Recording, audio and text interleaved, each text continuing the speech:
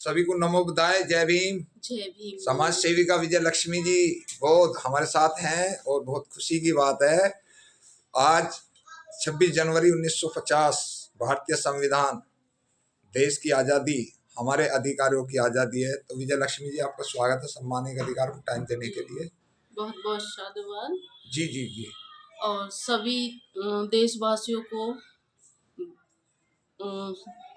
26 जनवरी गणतंत्र दिवस की आप सभी को बहुत बहुत हार्दिक मंगल कामनाएं। और जब बाबा साहब ने संविधान को लिखा और सौंप रहे थे तो बाबा साहब की आंखों में आंसू थे। तो पास में ही एक पत्रकार खड़ा था, तो बाबा साहब से वो पत्रकार कहने लगा कि आपने जो संविधान लिखा है, क्या आप इस संविधान को लिख करके खुश नहीं हो? तो बाबा साहब ने कहा कि मैंने बहुजनों के कल्याण का दस्तावेज तो बनाया है, लेकिन जिन लोगों के हाथ में मैं सौंप रहा हूँ वो मेरे बहुजन नहीं है। तो आज बाबा साहब का कथन सही साबित हो रहा है।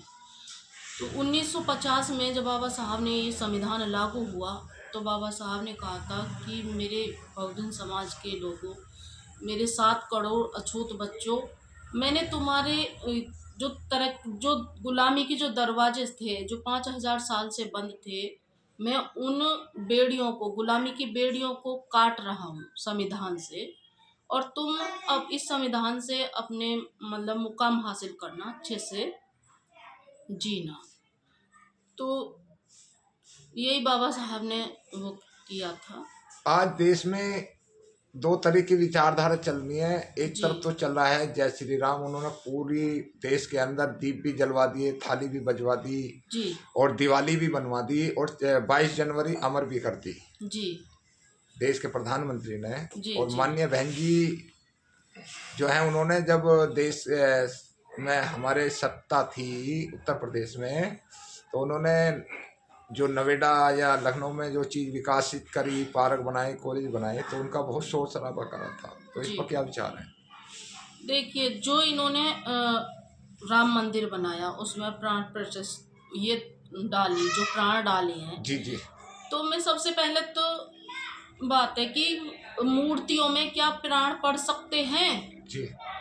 आदमी अगर मर जाए तो उसमें प्राण डल सकते हैं? नहीं डल सकते। ये मूर्ख बनाने वाली बात है कि उन्होंने प्राण डाले हैं। अब मैं कहती हूँ इन मनुवादियों, सारे जिन्होंने राम मंदिर भक्ते हैं, उनको मैं चैलेंज करती हूँ कि अब वो हमारे अपने महापुरुषों में या हमारे बाबा साहब में वो प्राण डाल दें। अपने बाप दादाओं में डालो ना प्राण प्रतिष्ठा, हाँ, दूसरों में छोड़िए। माँ बाप मतलब उनमें डाल दें जी। तो हम उन्हें मुंह मांगी रकम देंगे। जी। डालें, वो ऐसा करके दिखाएं। और ये तो सिर्फ राम के लिए बोलते हैं कि राम लला हमारे विराजमान हो रहे हैं, आ गए हैं, आ रहे हैं। तो कहाँ गए थे लला भाई? हाँ, मैं यही बात कहना चाहती हूँ कि कहाँ गए थे वो राम लला, जो प्राण उसमें क्या वहां से आ रहे हैं? क्या पाकिस्तान गए, लंदन गए, कहाँ गए थे? जहां से आए हैं पहले 500 साल बाद आ रहे हैं। 500 साल आदमी जिंदा रहता है भाई। क्या वो वहां पर नहीं थे? अयोध्या में नहीं थे? कहाँ चले गए? जी है। तो ये तो एक इनको मूर्ख बनाने वाली बात है, एक पाखंड फैलाने वाली बात है, क्योंकि इंसानों को शिक्षा से दूर रखा जा रहा है। जी। क्योंकि शिक्षा सवालों को जन्म देती है। जी। और ये लोग तो जो सत्ता में बैठे हुए हैं, हमारे माननीय मोदी जी, इन्होंने तो देश को लूट लिया और इस तरह से देश को बर्बाद कर रहे हैं कि भाई जिंदगी में कभी भी ऐसा नेता ना आना चाहिए। और मैं तो अपने जो बहुजन समाज के जो लोग हैं उनसे अपील करती हूँ कि जितने भी संगठन हैं सब एक हो जाओ। और मान्यवर साहब का भी सपना था इस समाज को हुक्मरान समाज बनाना। बाबा साहब का भी सपना था हुक्मरान समाज बनाना। तो मान्यवर साहब ने भी कहा था कि अपनों से मत लड़ो, अपने हक अधिकारों के लिए लड़ो और उन लोगों से लड़ो जो तुम्हारी सत्ता पर कब्जा किए बैठे हैं। तो मैं तो यही अपील करती हूँ। देश में जो पावरफुल लोग चीज चलाते हैं, उस चीज पे ही छोटे गरीब पढ़े लिखे कम पढ़े लिखे लोग उसी पे वायरल कर देते हैं। अब हमारे जो लोग हैं वो ये कहते हैं भाई 26 जनवरी आ रही है, जबकि वो 26 जनवरी का कोई रोल नहीं होता, वो अधिकार दिवस होता है। संविधान 26 जनवरी 1950 को लागू हुआ। उससे पहले किसी को कोई अधिकार नहीं था, सबको समानता का अधिकार दिया। जी। तो हमें 26 जनवरी ना कह के अधिकार दिवस कहा जाए तो जी। ज्यादा अच्छा होगा। इस पे क्या जी। विचार है? भैया अधिकार दिवस बाबा साहब ने हमें सारे हक अधिकार मतलब आज के दिन ही हमें सभी को दिए दिए, थे। वो हमारे हाँ, लिए नहीं, सबको दिए, सभी पूरे के देश लिए के लिए समता समान दिया समानता था। का। तो बहुत सारे लोग ये कहते हैं कि बाबा साहब तो सिर्फ दलितों के नेता जी। हैं। बाबा साहब ने चाहे वो महिला हो, किसान हो, मजदूर हो, सभी के लिए उन्होंने काम किए बाबा साहब ने। तो उन्होंने तो सबको संविधान में सभी की समस्याओं का समाधान, जी। उसे बोलते हैं संविधान। जी। जी। देश का संविधान उससे चलेगा, ना किसी धर्म से चलेगा, ना किसी जाति से चलेगा। जी। जो और एक जी मैं सबसे पहले भगवान बुद्ध से भी पहले मैं बाबा साहब को नमन करती हूँ, क्योंकि बाबा साहब कहते हैं गुरु गोविंद दो खड़े और काके लागू पाए, और बलहारी गुरु आपने गोविंद दिया बताए।